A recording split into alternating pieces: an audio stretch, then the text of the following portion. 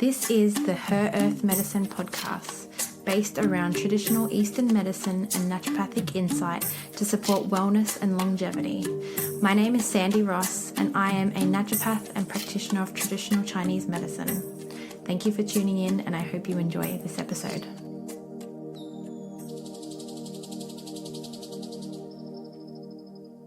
Hello, Chantel. Welcome to the Her Earth Medicine podcast. Hi, Sandy. Thank you. Lovely to be here. Lovely to have you. So I've recently completed your course, which I enjoyed so much. And so I thought it was a great opportunity to invite you on my podcast. I had to literally dust off my microphone. It's been that long since I've podcast. So you're my first one back in well over a year. So I really appreciate your time today. Do you mind me asking how you fell into being a gut expert and tell us a little bit about your journey? Yeah, sure. So I'm one of those practitioners who has found my path through personal experience. So I've been a naturopath and a herbalist for a long time. When I was pregnant with my eldest, I started getting gut symptoms. There was a chunk of time there that was really challenging for me because I was either pregnant or breastfeeding, because then I had a second child, and I had identified Blastocystis and Dientamoeba in my gut as the culprits, and I didn't do any treatment for them because I was either pregnant or breastfeeding for a while. And then once I stopped breastfeeding, I tried to kill Dientamoeba and Blastocystis through and I just found that it made things a whole lot worse for me. So it was around that time that I first consulted with Dr. Jason Horrelak, actually. I was actually doing his kill protocols at that stage. He did have a Blastocystis eradication protocol going on at that time. I don't know if you remember that, but he had one of those, and I was on that. And he saw me getting worse, and then we just changed the approach to more of a microbiome nourishing approach. So we started focusing on supporting the beneficial microbes rather than trying to kill these bad bugs. And that's where I started to get real change in my symptoms. And then I just wanted to help everyone else with that. So it was quite a while later. Jason, he's very popular. He's very active in education, and he draws a lot of really complex cases into his clinic. And he was booked out for 3 years in advance. And so at that stage, the Gould's Clinic was like, hang on, we're going to have to do something about this. People can't wait 3 years to get help, especially since they're so sick. So he put on a team of trainees, I guess we were. We called ourselves the GIT Fellowship. And I worked there with an amazing team of gut-focused naturopaths and herbalists for just over 5 years, I think. So I might have some of these facts wrong, so you could ask Jason another time about the details, but this is how I remember him telling the story. And then the patient came back and said, I've finally got rid of blasto, but I've still got my symptoms. Like, why? Can you help me work that out? And I think Jason dug deeper around that stage and found that the patient actually had celiac disease. So had been working on eradicating blasto all those years, and no one had ruled out celiac disease. Wow. Okay. So that was a bit of a turning point for him, and he had a look back at the literature, and the researchers had started discussing, that there's just as many healthy people with blastocystis and Dientamoeba as there are people with symptoms. So when they went back and did some of those studies, they were finding the healthy cohort just had similar rates of blastocystis and Dientamoeba. So they were starting to question, is it actually a pathogen? Doesn't look like a pathogen, doesn't behave like a pathogen. It was just quite easy to identify in the stool. So the researchers think it's been scapegoated all these years. And so if someone comes to me with Dientamoeba and Blastocystis, the first thing I'll do is try and work out actually what's going on, because I don't think they're the culprits. Yeah. And they're usually, well, they're not. And even if, you know, we do know that there are more pathotype strains of Blastocystis. You know, there's all those subtypes of blasto. And once we get above like subtype 5, so it might be subtype 7, I think, or subtype 8, they think that they do behave a little bit more pathogenic. Even if you did have one of those subtypes, the literature does really clearly show that antibiotics is ineffective. So you could, like Jason's patient did, you can be killing away and still not get anywhere. So a kill approach is really not a great idea if there's blasto. And most people I find that have identified blasto through metagenomic testing, which can identify the subtypes, then it's not one of the more pathotypes anyway. It's usually subtype 3 in there, which is believed to be non-pathogenic. They're calling blasto the apex predators in the gut ecosystem. So you understand that concept? Yeah. You can elaborate, because we're basically answering one of my questions down the bottom, but we can definitely delve. Yeah, we've jumped straight down there. Okay. We'd go with it.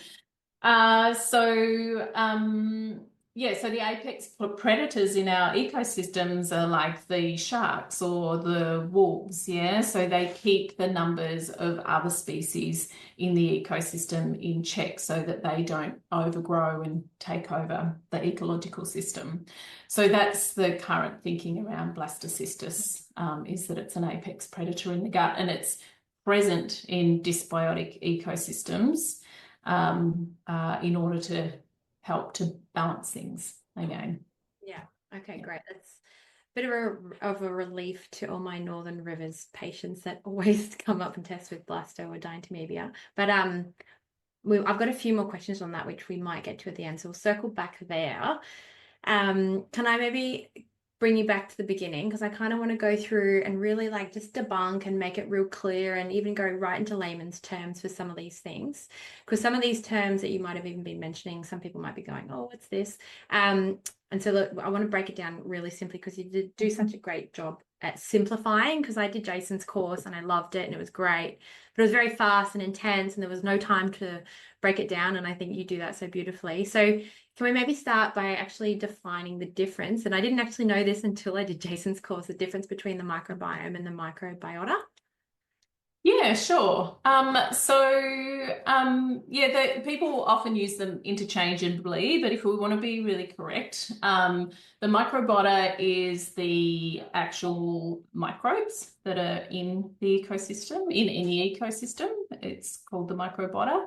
And then the microbiome is more the functionality of the ecosystem, or the function, you know, like the short chain fatty acids and the other metabolites that are being produced.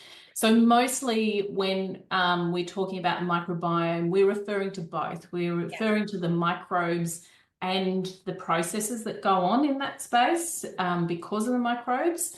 So that's in it in a nutshell. Yeah, and so within the microbiome, what is it we have? So we have the fungi, the yeast, the virus, the bacteria. Do you want to just clarify all those things? Yeah, you nailed it. Yep. I think that's it, isn't it? And the eukaryotes as well. We didn't mention eukaryotes. So there is, it's not just bacteria. Yeah, that's the main thing to remember. So we do have a virome. So that's the viral species that live in an ecosystem.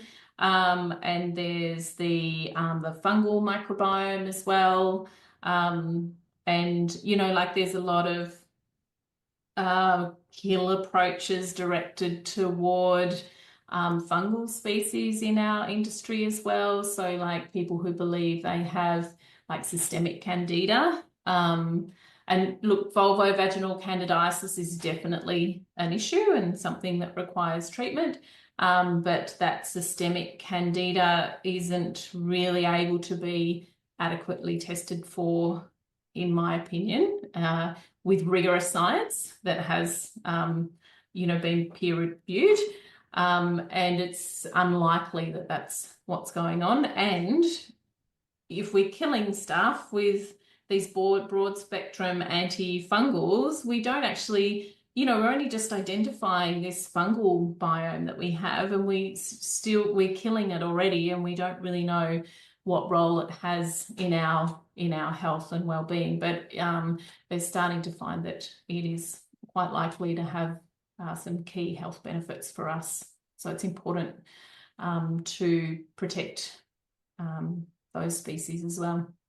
I think when people can think of it like the terrain approach and just imagining the rainforest with, the mushrooms and everything like that growing out, and it is quite hard to just isolate and just kill one thing without damaging everything else that's around it. It's kind of a nice way that I think about it and explain it to my patients. Yeah, I like to think about my ecosystem as a rainforest as well. Yeah, or a garden.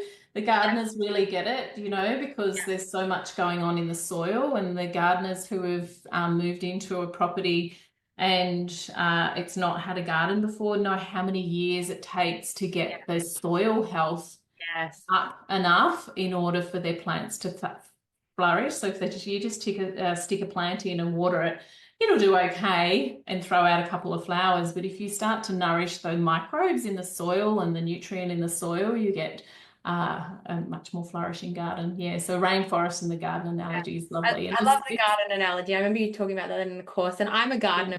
My parents have a plant nest, so I understand that, but I feel like a lot of my patients and clientele that doesn't quite sit with them. So I've used the rainforest quite a bit. The garden approach, I really like that as well. Yeah, and it's not just like plants and microbes in a rainforest. We've got all the birds and all the animals, and there's so many different species there. So it's a nice way to think about the ecosystem. Yeah.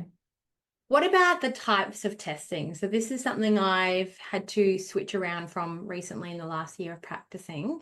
So we've got, qPCR, 16S, metagenomics. Could you potentially go through these types of testing and just explain what they are? Yeah, sure. So the qPCR testing is basically, it uses like a specific probe to identify a microbe. So with that one, we kind of will be able to identify a particular bug, yeah? And you need to have the probe for that bug in order to identify it. That is great if we're looking for a particular pathogen, yeah? So it's used to identify Blastocystis and Dientamoeba and Giardia and Campylobacter, a lot of those kind of microbes. And so it's pretty good at identifying those. It's quite accurate at identifying those microbes because it is it's like the specific key for that microbe, and it's either there or it's not. And it doesn't tell us how much of the microbe is there. It just tells us yes or no. Is it there or is it not? So we can't really detect overgrowths or anything like that with that test. The 16S testing is so this is where we have to have a little basic understanding about how DNA works. And so we've got the whole DNA strand, and then we have this one section of the DNA called the 16S section in the DNA. And we can use that piece of DNA to identify different microbes. So it's using one slice of DNA in order to detect a species like bifidobacteria or E. coli. So that's fairly accurate testing. It is its downside, I guess, is that because it's just using one piece of the 16S, some microbes have really similar looking 16S, so they kind of get dumped into the same bucket, yeah? So we can see that with different E. coli species and different bifidobacteria species that they'll all be put into the one bucket because we're only looking at the 16S. And so that's like a lot of the microbiome science was based on the 16S technology. So a lot of, the information we have now is based on research from that kind of testing. And then in the last 10 years or so, we've had the metagenomics testing come through quite strongly. And metagenomics, or shotgun metagenomics, it's also called deep sequencing. So that will map the whole genome of the microbe. So it's much more specific because we're looking at the whole gene rather than this one slice of the gene. So what we're finding with this newer kind of technology is that we're being much more specific with the microbes that are there. So I'll use E. coli as a good example. So E. coli is a pathobiont, which means, it hangs out in a healthy ecosystem in low numbers, but if it has an opportunity, it'll overgrow and can cause infections. But there are some E. coli that are less likely to cause problems and are non-pathogenic. And then there's others that are more virulent and more likely to cause a very nasty infection. And so the shotgun metagenomics is helping us to tease that out. Yeah, so we can see whether our patients have a more benign E. coli hanging out in their ecosystem or a really gnarly one that's quite likely to cause them a lot of issues. And the same is happening with lactobacillus. So lactobacillus is being renamed and reclassified at the moment because there were a lot of microbes that were named lactobacillus because of what they did rather than how they looked in their structure.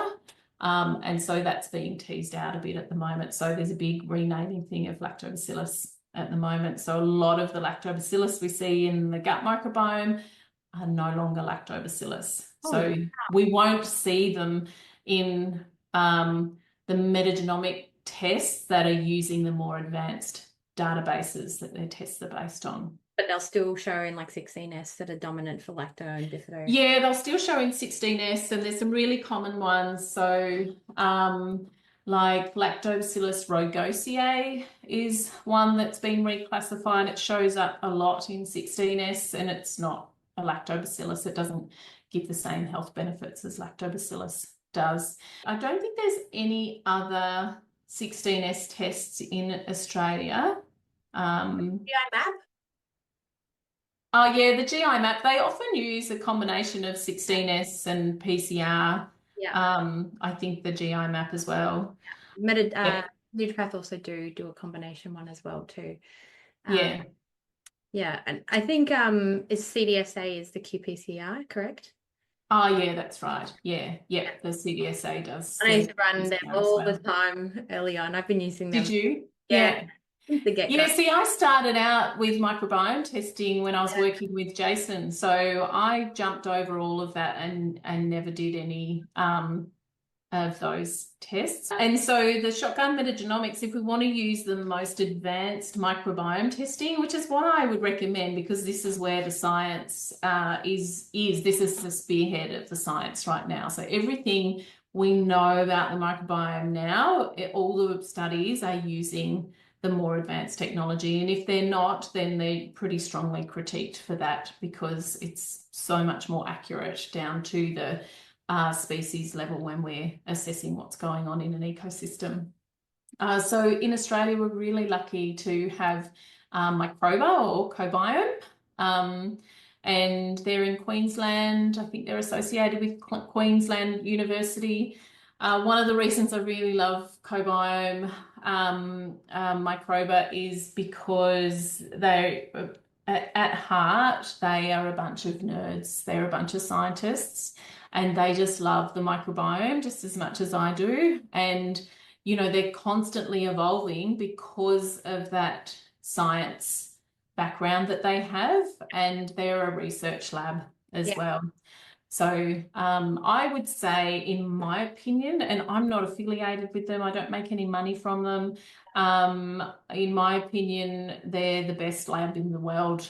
That I've worked with a lot of labs globally, and those guys, I think, are doing the most accurate testing, the most accurate reporting. Their bioinformatics always checks out when I cross-reference. So the bioinformatics, for those who don't know, is like when you have this kind of really specific testing, like the shotgun metagenomics testing, you need pretty heavy duty computers to make that data meaningful. And the bioinformatics is how the data is being made meaningful, basically. So all the programming that it runs through in order to give you a clear indication at the end, like, you know, short chain fatty acid production or butyrate production or things like that. So that's the bioinformatics. And it's always, I've found, very on point with what I'm seeing in the microbiome. So there's other labs around the world that use shotgun metagenomics, and their bioinformatics does not seem nearly as accurate. Yeah, I'm definitely seeing new things since using there. I was like, whoa, high secretory IgA. And I spoke with Dr. Brad, and he was just saying, you know, it's the type of preservatives and stuff that they can carry for the testing, which before they've never been able to do, because I've never ever seen high secretory IgA before using microbiome.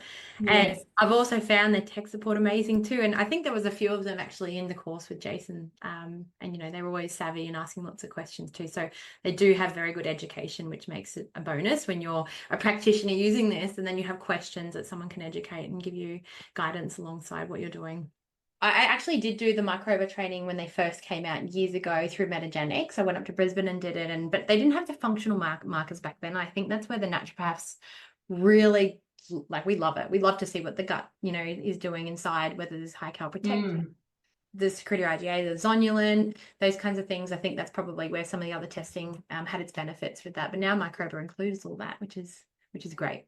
Yeah, and in my experience, you know, I've used a lot of the other labs that have those functional markers, and because they are actually quite time sensitive, especially calprotectin and secretory IgA, and I've found them elevated previously, and then double checked, you know, sent my patient off for a retest with their GP, and it was normal. Yeah, so yeah, I'd had a few of those experiences, and then Microba brought in their functional markers. And I agree, the secretory IgA and the calprotectin on there is gold. Talk about diversity and richness, or start with diversity, because I think this is something that some of the other tests obviously don't offer, and understanding the benefits to this. And, you know, I know that some of the African tribes have over 750 different species versus our 100 and something or 200 and something species. But for those that have no idea what I'm talking about, could you elaborate on this, please? Yeah, so diversity is like a statistical model that they use in all ecological systems to measure, it's like a measure of how many species there are and their relative abundance to each other. So let's go to the rainforest. The diversity will say, okay, there's this many different species in the ecosystem, say 200 there. And if you've got like a higher diversity, there won't be one or two microbes or species dominating the ecosystem. Yeah, like so in a plantation forest, the diversity will go down because it's fairly monoculture. There's just one dominant species there and a few other species that have popped up in the soil underneath. So diversity goes down with one or two species dominating the ecosystem. And so the species richness is pretty much just a count of the species. It's how many species there are. And yeah, you're right. Like for a healthy-ish Western microbiome, we see a few hundred species there. I like to get my patients up to around, you know, 260 or something. For my unwell patients, I quite often will see them well below 100 if they've come to me with a lot of health issues. And so the reason it's important is because a higher microbial diversity is generally associated with better health, yeah? So less autoimmune disease, less metabolic disease, less cardiovascular disease, and those kinds of things. So, and that's just diversity. That's not looking at specific microbes at all. It's just diversity. We want the permaculture gut. Yes, we want the permaculture gut. We want a lot of species there, and we want them to be well balanced. Yeah. So you mentioned getting patients up to, I can't remember what number, did you just say 350? Ideally, you'd want them at? Is that? Oh, yeah, I like to get them up to around the mid 300s. Yeah, yep. So what I might not tell them that if they've only got 50 species there, because that can feel like a long road, but that's what I've got my eye on. Yeah, and I have seen, like, in some of my oncology patients sit quite low, but it's surprising the diverse range that you are seeing in patients, and some patients feel fine and they are sitting under 100. And so that's a great tool that we have, that we can use our, amazing stuff that we have in our compounding ranges to populate that. So what are some of the things that you would use, and like how long are you taking to try and bump that up in treatment, I'm talking about? Yeah, good question. I have this conversation a lot, but can I just say first, sometimes when we start working with our patients who need help with diversity, this happens a lot when you first start out, and it can be a little disheartening. So I just want to name this up. If there's a high number of pathobionts in the ecosystem, or let's just call them bad bugs for these, if there's a high amount of bad bugs and we start treating the ecosystem, sometimes diversity will go down initially, because the bad bugs are dropping away and we haven't lifted the good bugs yet. So it's important to name that up, because quite often the first part of the treatment, that does happen with microbiomes that are extremely dysbiotic and have an overgrowth of inflammatory microbes in them. And so to go back to your question about what to use to feed. So look, I love to work with diet and lifestyle medicines, but quite often the patients I see aren't able to approach them straight up because maybe they have a lot of gut inflammation. They usually do. So a lot of my patients are on heavily restricted diets because they're getting food reactions. So I usually start patients off with a really gentle prebiotic fiber, like partially hydrolyzed guar gum, because that's not going to cause a lot of gas production. It's just going to feed butyrate producing bacteria, and those bacteria will increase the amount of butyrate being produced, which will start to reduce the inflammation in the gut. So I'll usually start there with an inflamed gut. And then I like to bring in the polyphenols. And polyphenols are great in the diet. You can just use berries and green tea. And I like to tell my, cacao. Is that what's in your cup? No, that's green tea. It's green tea, yeah. But I have matcha every morning as well, and that's a very strong polyphenol. So, but this is a watered down one. Yeah, nice. Yeah, I love the green tea every day as well. So I like to bring in polyphenols next because they seem to be fairly well tolerated too. Yeah, and they're delicious. Yeah, and they're gorgeous. And I like to say to my patients, I want you to look at your plate or your bowl and see a rainbow. Yeah, and that's, while we're working on expanding your diet, maybe it'll just be blueberries and red dragon fruit for now because they're quite gentle on an inflamed gut, but we'll expand that with time. And then there's all the others, there's the inulin phos. That's usually the last one I'll introduce because most people with inflamed guts will find it quite active and causes bloating and gas. But usually they can get it in by the time we get to the end of our treatment. And then there's the GOS and the human milk oligosaccharides as well. They're the main ones I use. I sometimes throw in acacia fiber. There's plenty of other ones, the pectins, everything like that, but they're harder to get, more expensive, and the polyphenols and the PHGG and inulin and GOS will do most of the work we want them to do, and they're fairly easily accessible. As far as time frame goes, look, it depends on the person. It's like, how long's a piece of string? I do get that question a lot from my patients. Most of my patients are fairly unwell, and I like to give them a 2-year time frame. But in the long term, in order to restore a disrupted gut microbiome and disrupted gut function, it usually takes a couple of years by the time they feel like, oh yeah, I'm feeling great. I have had young patients respond really quickly to treatment. And absolutely, we know that, from that our naturopathic principles, the longer you've had a condition, the longer it's going to take in order to heal and resolve that. So the older patients do take longer. And unfortunately, for our older patients, so over 50, the microbiome does naturally decline, just like everything else in an aging body. So older patients will need to continuously care for their ecosystem so it doesn't just keep sliding downhill. Yeah. Can we just touch on, because I feel like it might be a fairly new prebiotic come to light. I know it's been around for a while, but I think potentially some naturopaths aren't utilizing it or understand with HMOs. Can we talk about? Oh, yeah. Yep. Yeah, so HMOs are amazing.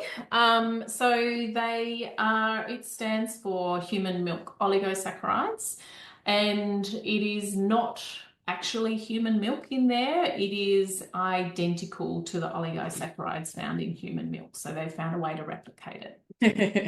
And the reason it's being used a lot in infants and young children, because an infant biome is a healthy infant biome is dominated by bifidobacteria, and a lot of infants that have had disruption to their microbiomes have very depleted levels of bifidobacteria or no bifidobacteria in their ecosystem, and it's very effective at boosting up bifidobacteria. It's what we call a bifidogenic prebiotic.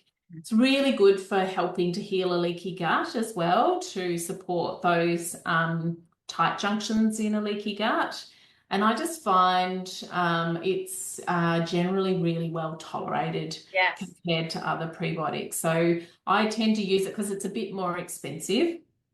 I tend to use it with my patients who can't tolerate GOS or inulin, and I'm really wanting to support the growth of microbes like bifidobacteria, or also support that gut barrier function.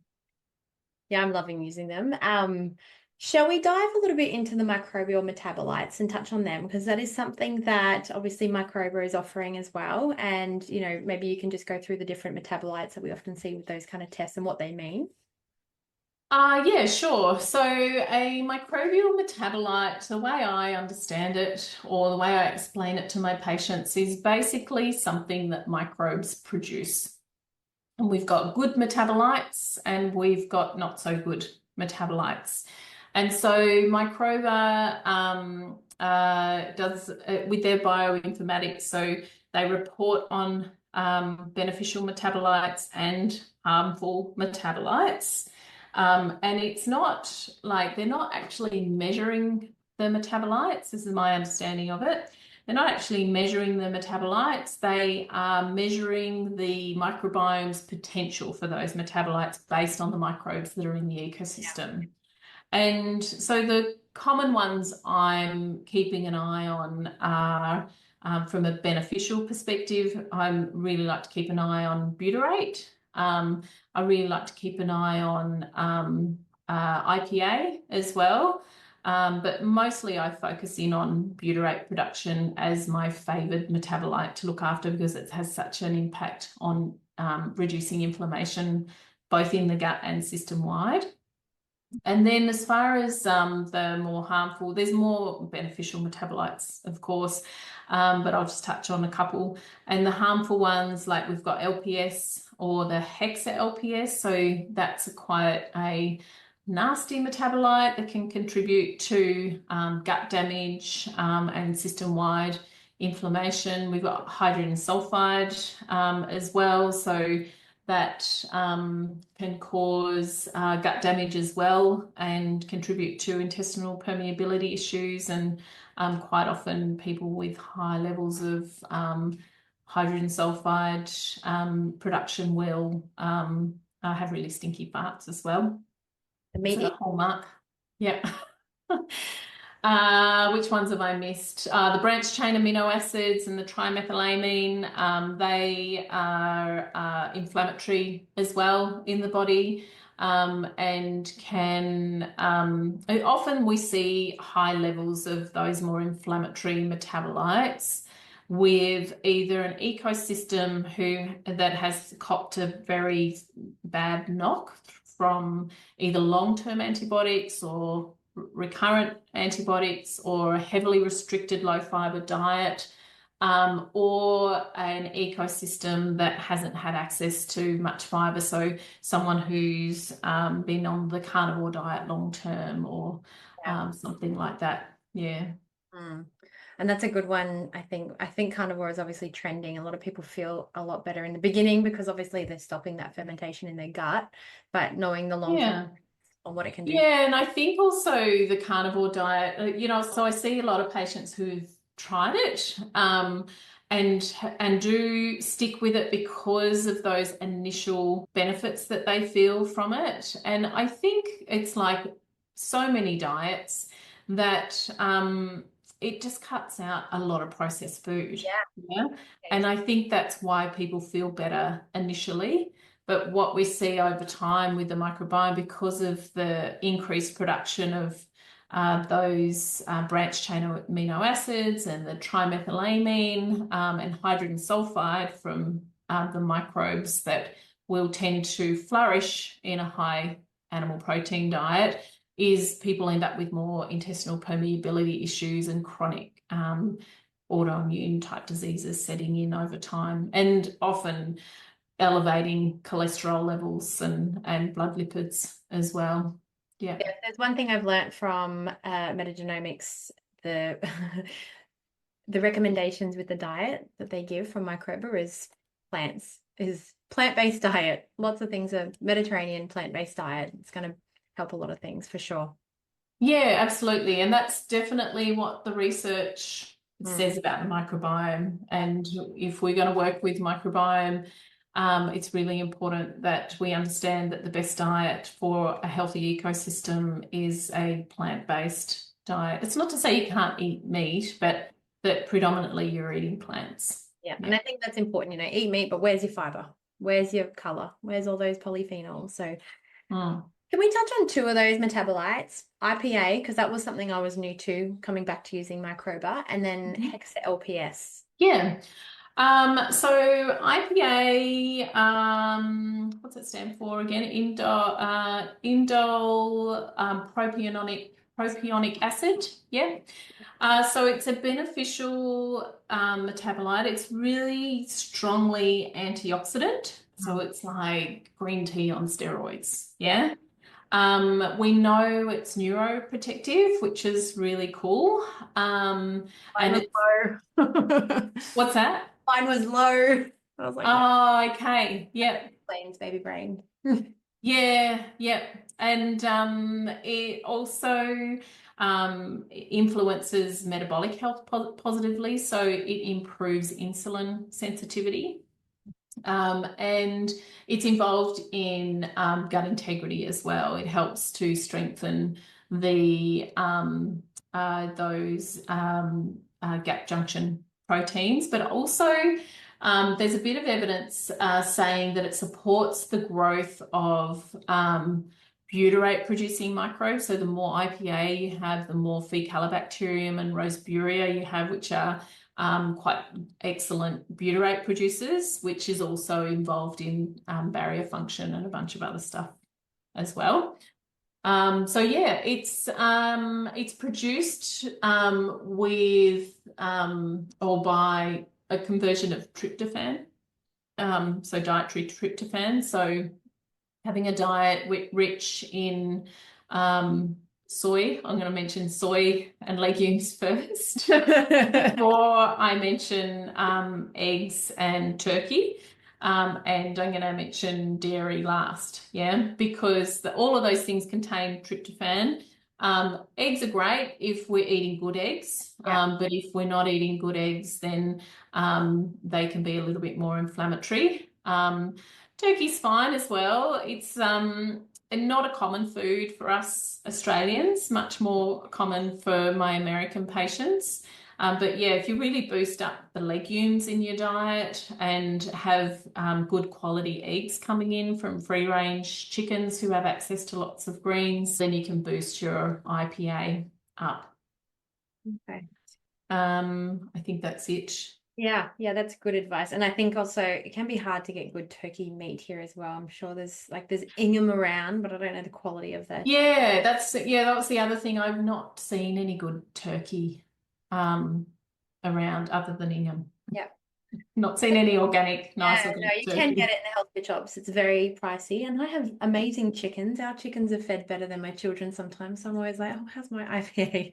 But I think I previously used to eat a lot more vegetarian style diet. I eat a lot more meat these days. So that probably fits in there. Yeah, bring back the soy, bring back the tofu if you Yeah. haven't already. Yeah, no, I haven't. Okay, what about Hexa-LPS? I'd love to know how you approach it and what it is. Yeah, okay. So Hexa-LPS is, so the LPS stands for lipopolysaccharide. And lipopolysaccharide is basically part of the cell structure of proteobacteria, basically. So proteobacteria in the microbiome are normal and healthy in low levels. And certain ones will contain the Hexa-LPS, which is a particularly inflammatory form of lipopolysaccharide that can cause cell damage and contribute to what's called endotoxemia, which is the absorption of the endotoxin, which is the LPS, into the bloodstream, and it's like the opposite of an antioxidant. Basically, it's going to cause damage, cellular damage everywhere it goes in the body, and it does get everywhere. It gets across the blood-brain barrier as well. So quite often, my patients with chronic fatigue, brain fog, those kinds of symptoms have high levels of Hexa-LPS producing microbes, otherwise usually known as pathobionts. So we've got some species of E. coli, Klebsiella, C. diff, those kinds of microbes all have Hexa-LPS as part of their structure. And what do I do about it was the next part of the question. Yeah, so GOS. I know GOS is a big one for it, but are there other things? yeah, GOS is great. Look, this is one area where I don't use a strong kill approach in my practice. I use a fairly strong restoration approach, but this is one area where I'll start to bring in what was taught to me by Jason as selective herbal antimicrobials. Yeah, so really gentle but effective antimicrobials that can help to reduce numbers of those pathobionts while we're trying to restore the beneficial microbes. So ultimately, we want to use GOS and other prebiotics to feed the beneficial microbes because they're going to take up the space and create an environment where the pathobionts don't want to live. So feeding up microbes like bifidobacteria and other beneficial microbes will have an acidifying effect on the colon. A lot of those bad bugs don't like an acidic environment, and just crowding them out in general. Yeah, so feeding up the beneficial microbes in your ecosystem will take up the space so that those bugs can't overgrow. So it's important to be feeding in the background, but if someone's really sick and really because they cause so much inflammation in the body, it can be hard. Like I'm going to recommend they eat legumes 5 times a week, but someone who's that unwell and has that much gut inflammation is going to suffer terribly if I put them on that diet, a high fiber diet in the early days. So using a gentle kill approach can help to get over that threshold so that they can start to tolerate more of those high fiber foods and prebiotics that we want to build in to boost up the beneficial bacteria. I just want to take the opportunity, sorry, I am talking over the top, I think, but I just want to take the opportunity to say as well, while we're talking about kill approaches, that I don't use berberine or Okay. Oh, berberine I was about to containing ask herbs. you that. So you've read my mind. And I don't use oil of oregano or thyme Tincture, right? oil or clove oil.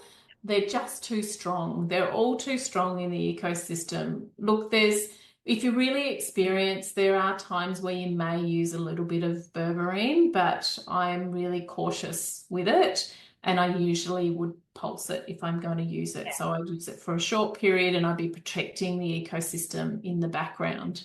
And it's great for those metabolic disorders. We know it is Yeah. quite fabulous, but that research on diabetes also tells us that it does disrupt the gut microbiome. So we have to be really careful with berberine and berberine containing herbs.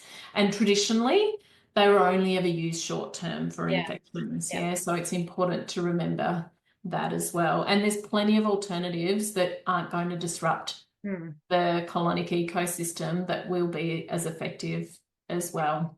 I mean, even Your herbalist. from MediHerb will always talk about, the pulsing effect on using your antimicrobials. So I know what you're going to say, but what is some of your favorite? I know there's one herb in particular that are amazing, but what are some of your favorite antimicrobials?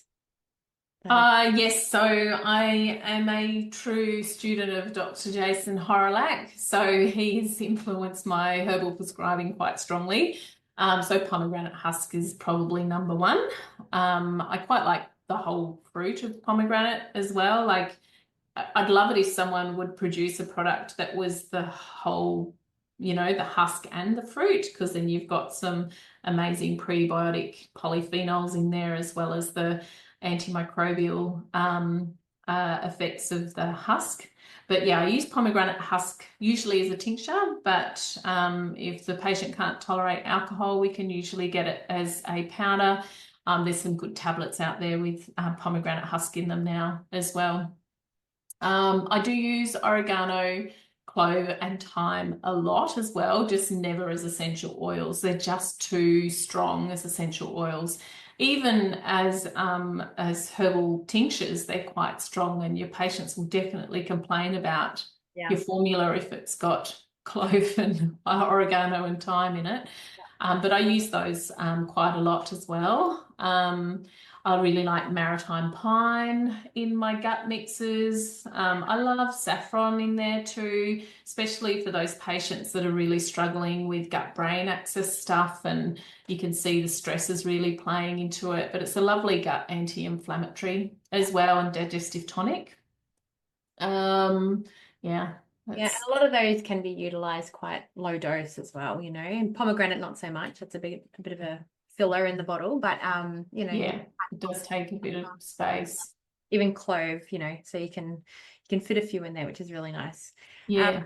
And I'm loving all this new research around the kill approach and antimicrobials and everything like that, because for years I have been using it, and people do feel better. And I think obviously to a degree you are obviously killing off whatever you need to, but the long-term effects on the microbiome, I think that's really important to consider in our patients, because that's really what we're looking at is, the long-term picture of their health. So shall we maybe talk a little bit about those parasites, because we've touched on it in the beginning. You've kind of given us your history and stuff like that, but let's go into it a little bit more, because I do see go around a lot on social media, everyone, I guess promoting that everyone's health issues are, alluding to just being from the blasto and the Dientamoeba. And I think we need to debunk that a little bit more. So I can't remember exactly what you said in the beginning, but do you want to maybe explain to us once again and reiterate on that, why we don't need to potentially kill them off? Yeah, so the researchers are thinking that they're these apex predators, as we discussed earlier. So they're actually having a beneficial function in the ecosystem, and that they're quite common to show up in a dysbiotic ecosystem in order to have a balancing effect. Look, there's still more research coming out, but it's very clear from the literature that there is just as much Blastocystis and Dientamoeba in the healthy cohort as there is in the cohort with gut symptoms. So with that piece of information, we have to ask ourselves, well, is that actually a problem or is something else going on? With the patients who come to me with Blastocystis or Dientamoeba or both, quite often if you've got blasto, you've also got Dientamoeba. Quite often I find that on further investigation, they have SIBO, yeah? And that's actually the issue. And we look at their ecosystem in more detail and we're able to uncover, you know, the pathobionts that are quite likely causing their SIBO as well. And focusing on that is usually how I get good results with those patients. And I think that's why patients will sometimes initially respond well to a kill approach for Dientamoeba and Blasto, because there's SIBO in the background. And, you know, the approaches are similar for SIBO as they are for Blasto. But what you'll see as well is it'll just come back. The symptoms will just come back. And that's because SIBO has really high recurrence rates and Blasto and Dientamoeba are quite resistant, to being killed. So if we retest, we'll find that they're still there.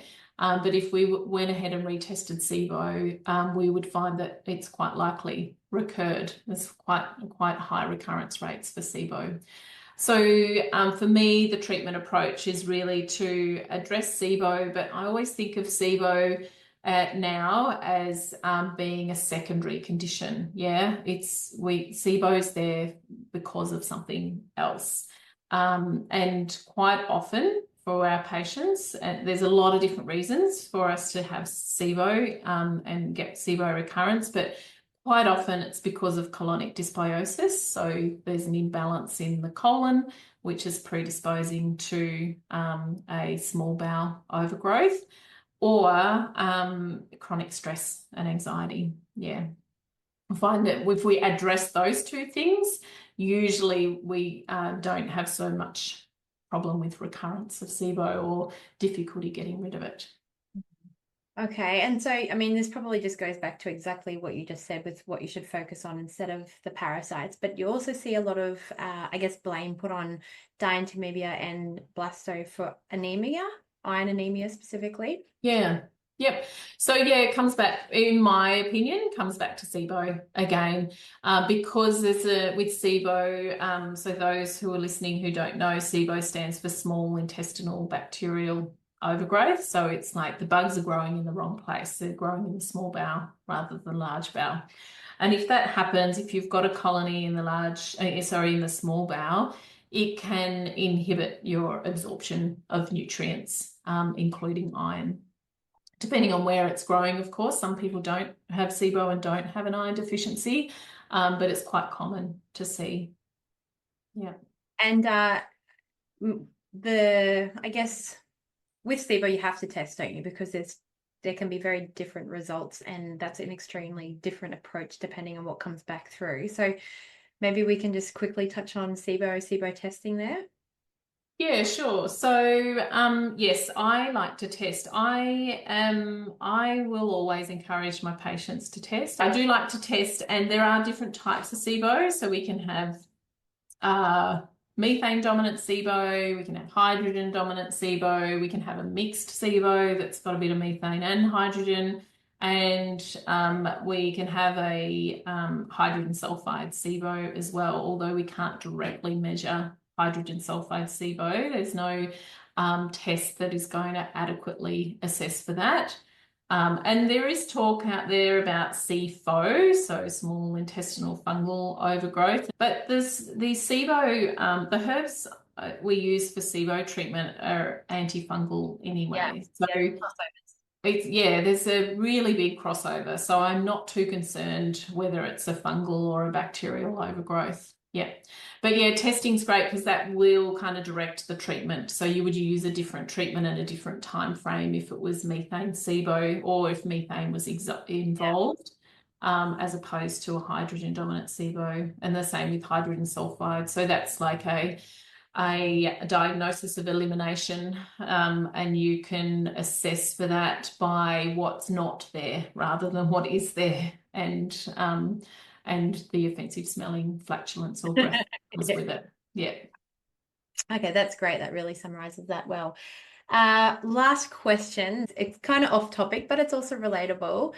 What would be your best things to prevent gastroenteritis or barley belly or something like that? If a patient hadn't gone and done any functional testing, would there be some things that you would say you could do, as a prophylactic?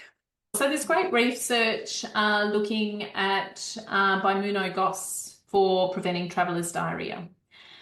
So that's what I would do. I would take bimunogos the whole time I was in Indonesia or Bali or India or wherever I was going. What dosaging are you doing for that?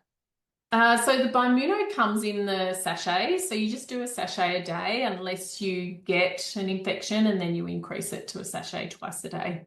Okay, great. I mean, I quite like taking a little bottle of herbs as well, because some of those microbes can be pretty full on, and need a little more encouragement if they do take hold. So I'd like to do like a mix of the clove, oregano, pomegranate, something like that to take along to help shift something if it does end up taking hold.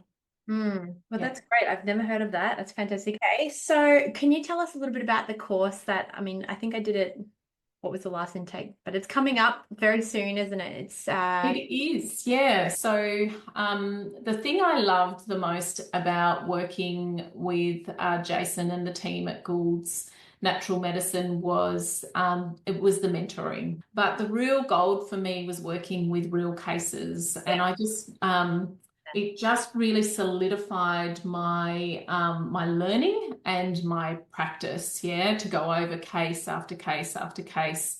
So that's what I'm wanting to offer people. So there'll be education around that, but primarily I want prackies to bring their cases and bring the cases that they're struggling with so that I can help them with those.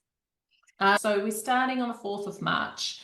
And I've got it broken up into like 2 terms. So there's the first cohort will have 4 sessions over three months, and we'll finish up at the start of June, and then we'll go back in. So you can do one or both cohorts, and we go back in August through to October as well. And we'll be talking about mostly SIBO in the first cohort and mostly microbiome in the second cohort, but you can't really separate them out. There'll just be a bit more education about SIBO in the first one, and a bit more education about microbiome in the second one. Yeah, and I really encourage anyone listening that is a practitioner that works with the gut and hasn't done any gut training, proper gut training, that they should jump on board this, because you've got an early bird discount as well. Oh, yeah, I do. I've got an early bird going until next Sunday. So not this Sunday coming, but the following one. The early bird's open till. Yeah. Super affordable course anyway. It's amazing. I love doing it, and it's really nice having you as a lecturer and teacher and stuff like that, because you really just go over everything. I wouldn't say in a simple manner, but you break it down really nicely. Yeah, great. Thank you. Yeah. That is all my questions, and I really appreciate you taking the time to come on here and go through all that and debunk everything about the gut microbiome. And at some point I'd love to invite you back on when I can think of some more things to pick from your brain. But yeah, thanks so much, Chantel, for taking the time out and coming on my podcast again. Yeah, thanks so much for having me, Sandy. It's been really lovely chatting with you about the gut microbiome. And before we finish, I better ask, can everyone find you? Where can they find your course? Oh, so on my Instagram, it's up there, and there's a link in the bio to the course. I've got a Facebook page as well, and my website. Oh, yes. So my website address is just chantelyates.com.au. And Chantel is spelt Chantel. Yes, I've got that. No S's and no double L's. Whoops, I did that a few times. Okay, thanks so much, Chantel. I really appreciate your time. No worries. Thanks, Sandy. See ya. Thank you for tuning in to the Her Earth Medicine podcast. If our discussions have provided you with value, we'd love for you to leave us a review on your favourite podcast platform or share the podcast with your wellness friends. If you're ready to take proactive steps towards your health, with over 15 years of clinical experience, you can visit us at herearthmedicine.com to explore consultation options, enroll in courses, or browse our wellness shop. You can also follow us on Instagram at Her Earth Medicine. Until our next episode, stay connected, stay inspired, and keep nurturing your mind, body, and spirit.